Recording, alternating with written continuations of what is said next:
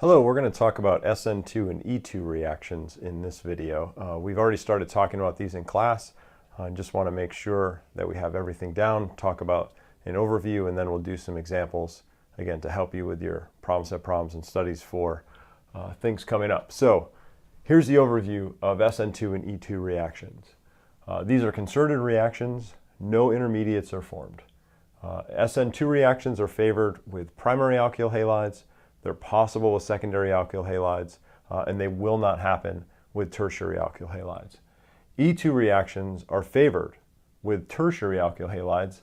They are usually the major product with secondary alkyl halides, and they're usually the minor product with primary alkyl halides. SN2 only will happen with non-basic nucleophiles. The nucleophile is not a base. It's not going to do E2 to form an alkene. So we have a variety of non-basic nucleophiles. The most popular are listed here: cyanide, azide, halide, can be chloride, bromide, iodide, and then acetate. And again, you'll see acetate either like that or abbreviated OAC. It's the same thing.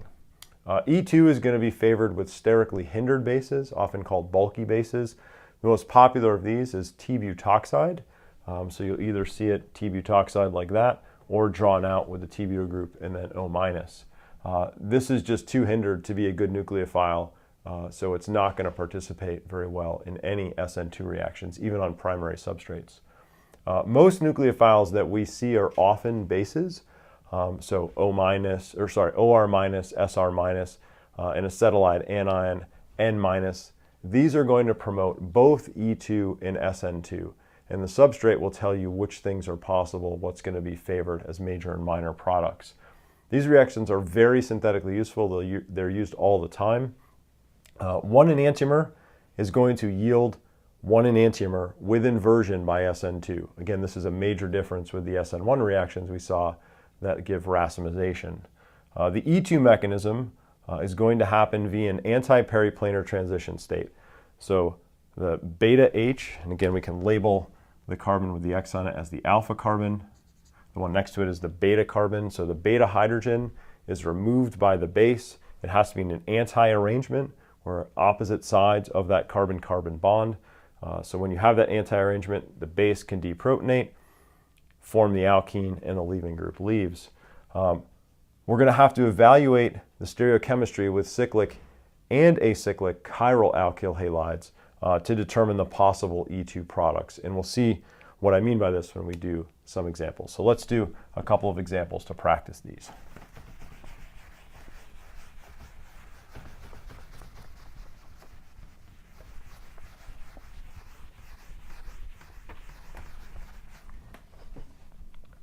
All right, so our first example .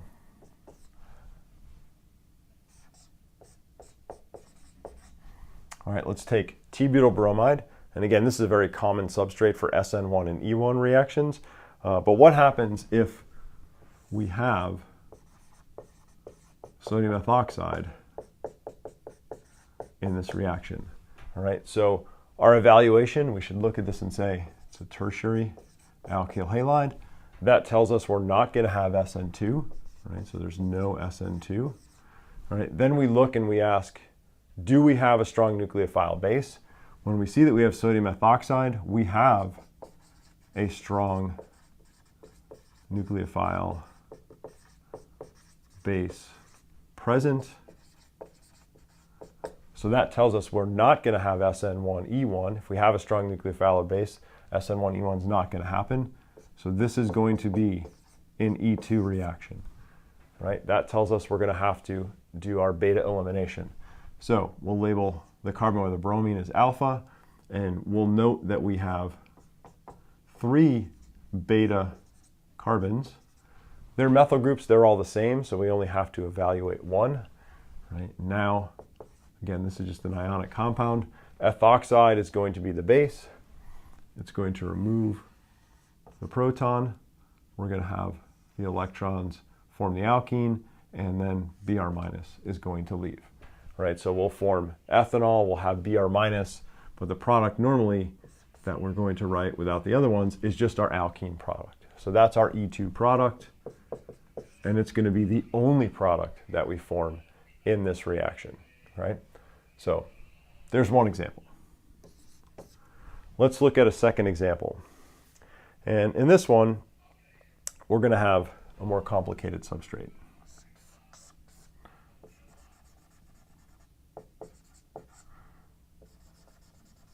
All right, so let's look at a substrate that has a couple of stereocenters, and let's react this with sodium methoxide. All right, so when we look at this, again, we'll use the same strategy we used above. We have a secondary alkyl halide. Right, with secondary, we know that all reactions are possible. We can get SN1E1, SN2E2. So all are possible. Sodium methoxide, we have a strong nucleophile base present.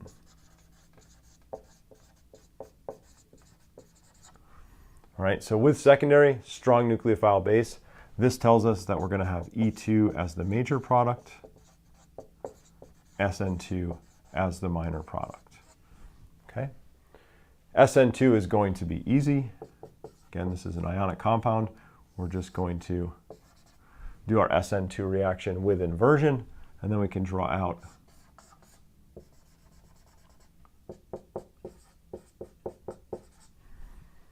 the product. We've done inversion at that one center. Everything else stays the same. So this is the minor product. We form that by SN2. All right, now we need to look and see what we form for our E2 products. So let's redraw this. We'll just redraw it down here and evaluate for E2.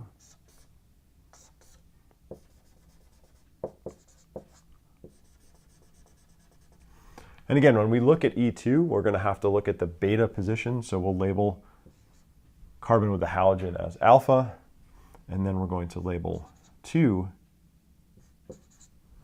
beta carbons, right? And that means we're going to have to look at 2 possible eliminations. This is a methyl group. It doesn't really matter which H we look at, right? When we look at the other beta carbon, you'll note we only have 1 hydrogen there, right? So we're going to have to pay close attention to what happens there.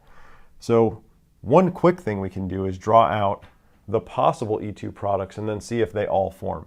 So if we eliminate from here, there's an E and a Z alkene that we might be able to form. And then if we eliminate from there, there's a terminal alkene that we can form. So let's draw all 3 of those.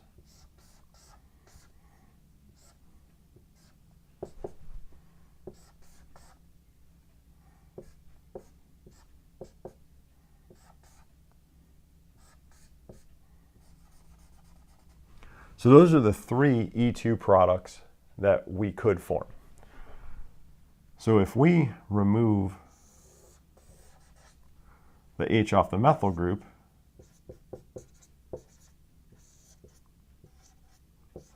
that's going to give us the terminal alkene, the monosubstituted alkene. That's definitely going to form, right? That's going to be our minor E2 product because it's only monosubstituted. The other ones are tri-substituted. Those will be our major, one of them will be our major E2 product. Since we only have 1 beta H, we're only going to get one of those compounds, right? So methoxide, again, is going to grab that proton and it's going to eliminate. And you can see that that H and the bromine are anti. The H is back, the bromine is coming out. This is a reactive conformation of that molecule. So we don't have to do any manipulation to get it into a reactive conformation. All right, now we need to figure out when we do this reaction, do we form that one? Or do we form that one? We only form one, right? And the way to look at that is if we draw in the alpha H, right? I think we're able to see that the alpha H and then the methyl are anti. They'll end up trans in the product. And here we can see the methyl in the plane and the ethyl in the plane are anti. They're going to end up trans in the product.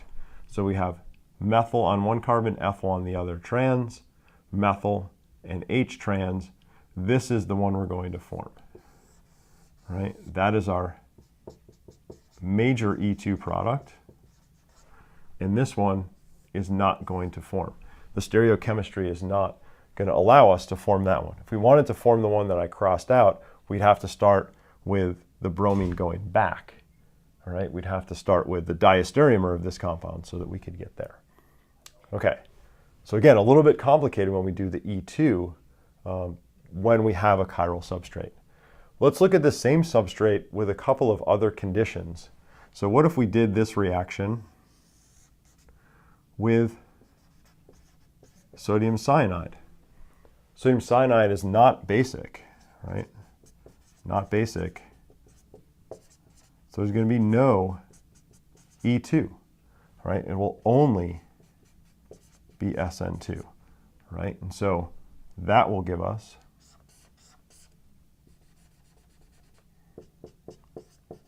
just one SN2 product.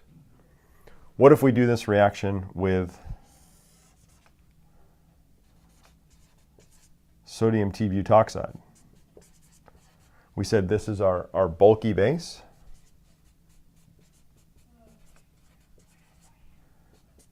Favors E2, and it favors formation of the less hindered alkene product. So in this case, with sodium T-butoxide, we're only going to form the product that is the least hindered alkene from the E2 reaction, right? So we're going to get that compound as our major product, right? We might get a little bit of the tri-substituted alkene, maybe a little bit of the SN2 reaction, but our major product is going to be from E2